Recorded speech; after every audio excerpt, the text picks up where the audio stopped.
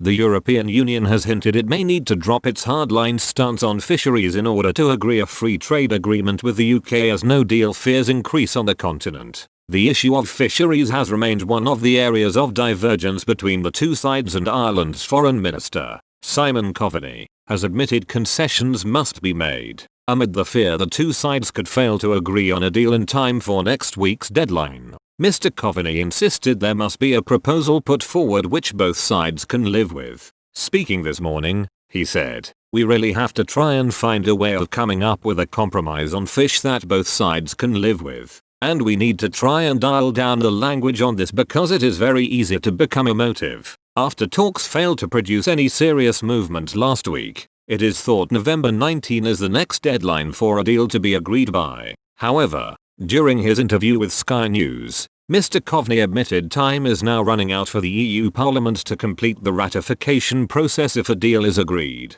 The Irish official also indicated the EU will not agree any trade deal if the UK persists with retaining clauses of the Internal Market Bill which violate elements of the withdrawal agreement. The House of Lords voted in favour of 2 amendments to remove clauses of the legislation which would break international law. The clauses relate to state aid in Northern Ireland and customs exit declarations. Downing Street has said it will retable the clauses later this month when it returns to Parliament. If Boris Johnson were to do this, Mr. Coveney declared a deal will not be ratified by the EU. Mr. Coveney said, "We are running out of time now. Even if we do get a new trade deal negotiated by both sides, if the British government is determined to continue with their internal market bill, to reintroduce parts of that bill that were removed by the House of Lords this week, then I think this is a deal that won't be ratified by the EU. Because there is no way the EU will agree to ratify a new agreement if the British government is breaking the existing agreement that is not even 12 months old, and breaking international law by doing that."